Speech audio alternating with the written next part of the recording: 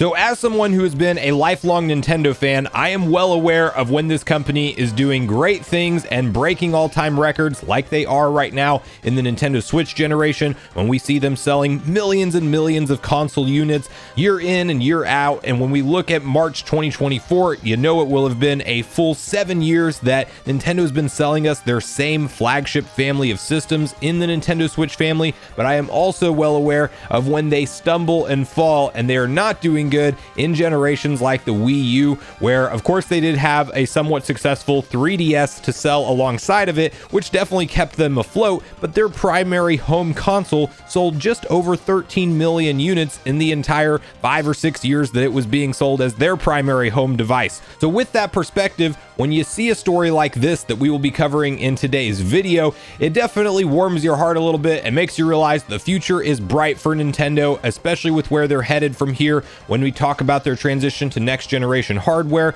And when Nintendo is doing good, they can take risks and do big projects for more fan service games that might not even sell that well, but we see a lot of love and support for them, like we're seeing from numerous different IP on the Nintendo Switch, such as Metroid, that's being shown a ton of love that doesn't necessarily sell the most for Nintendo, but they are continuing to show support for the series and make those games for fans of the series, and you just love to see that. And before we get on the same page with why this popped up on my radar today, make sure you like, subscribe, and turn on your bell notification to join Sunbro Nation if you're new here. And with that, I want to quickly hop over to My Nintendo News, where you can see the following article, which outlines Nintendo's share price hits all-time high thanks to a great 2023. The last trading day of the year has seen the share price of Nintendo skyrocket to an all-time high, thanks in part to a very successful 2023. The Kyoto-based company share price has overtaken its peak during the Wii era back in 2007. It will be very interesting to see what happens next year, as Nintendo is heavily rumored to announce the successor to its incredibly popular Switch system. And you can then see the chart in question, and that giant spike in the years of the Wii was something that went, of course, all the way through the roof, but then quickly did tumble back down through 2009, 2010, and then really hit that all-time low during the Wii U generation, where 2012, 2013, 2014 were not looking good at all for Nintendo's valuations in terms of what they're worth as a company. And we have been on an upwards trajectory since then, very noticeably now topping out their previous all-time high, which did peak during the Wii generation. And you probably, if you grew up during that time or were alive to see it during that time, you know that everybody was scouring to find a Wii. Nobody had them in stock. It was like that for years and years, and Nintendo just quite honestly could not meet the demand for the mass consumer market that they attracted with that simplicity of the motion-based controls. And to be talking about them essentially being vastly more successful than that now is a very big achievement and a very big feat, and you do love to see it, because while the Wii generation was very successful for Nintendo, it also, in my opinion, attracted more of a casual user market, where the attach rate on software is not what we are seeing on the Nintendo Switch. It was a lot of mom and dads, grandma and grandpas, and their kids getting into gaming together for the first time. And there were tons of software sold on the Wii generation, don't get me wrong, but it definitely didn't have the legs for some of the bigger Nintendo franchises. They didn't perform the way that we are seeing them perform on the Switch with franchises like The Legend of Zelda or Mario Kart or Smash Bros. I mean, you can even see in Nintendo's own financial presentation, their most recently quarterly financial briefing, where they literally talk about what we like to say online is branded the Switch effect, which essentially shows just releasing their mainline franchises in the same generation, they are reaching insane numbers that they have never seen prior to this in history. And we are not even talking about just console unit sales, we are talking about software sales. Over 1 billion pieces of software have been sold on the Nintendo Switch at this point in time. And while that's impressive enough in itself, when you actually look at it from a business perspective and see what Nintendo likely spends on a lot of their games and the kind of sales performance that they get from them, it gets even more insane and more impossible for Nintendo to pull this off. As you can see, another post that's been circulating over on X from Reddit, which reads, "No one sells first-party titles like Nintendo. Top-selling Nintendo Switch titles versus top-selling PlayStation titles ever. Keep in mind, this is comparing game sales of one Nintendo console to the entire history of the PlayStation brand. Nintendo is in a league of their own for real. And you can then see the head-to-head comparisons of the most successful sales numbers of all of the top 10 PlayStation franchises over the entire course of their releases and just the iterations of these games on Nintendo Switch, where you have Mario Kart 8 Deluxe, the juggernaut, sitting at 57+ million copies sold, Horizon Zero Dawn sitting at 24. We won't walk through each one individually, but you get the idea when you look at the gap in performance in terms of total units sold, and then you stop and think about Nintendo's more simplistic,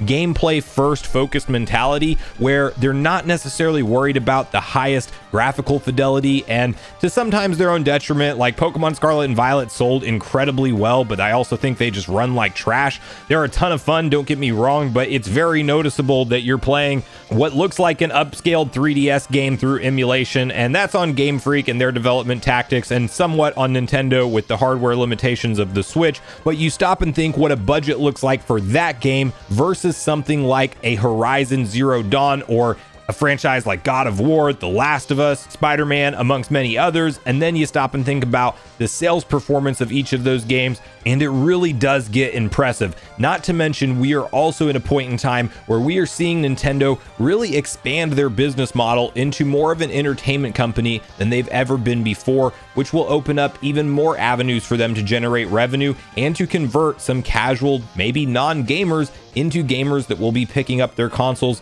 day one going forward. When you talk about the things like Nintendo World Theme Park that's now open in the US here and over in Japan. Those are continuing to get expansions. We know Japan will be getting its Donkey Kong theme expansion next year in 2024, and we know the US version will continue to be expanded as well, and we're going to be getting one of these in Florida in addition to California that's already open right now. Then you stop and look at the mass appeal and the blockbuster numbers that the Super Mario Bros. Movie did, and you know that Nintendo is creating an entire new generation of fans right now that are maybe kids going to watch this movie for the first time that haven't ever even seen or touched a Nintendo Switch. And what are they going to be asking their parents for leaving that movie for Christmas time or for their next birthday? They're going to be asking them for the game system that plays Mario games. And Nintendo's very strategic with what they're doing here, considering they don't just totally go off script and mess something up with the transition to their next hardware, which I don't believe they will. I think this will be probably the most safe, strategic, makes sense transition that we've ever seen them do to new hardware.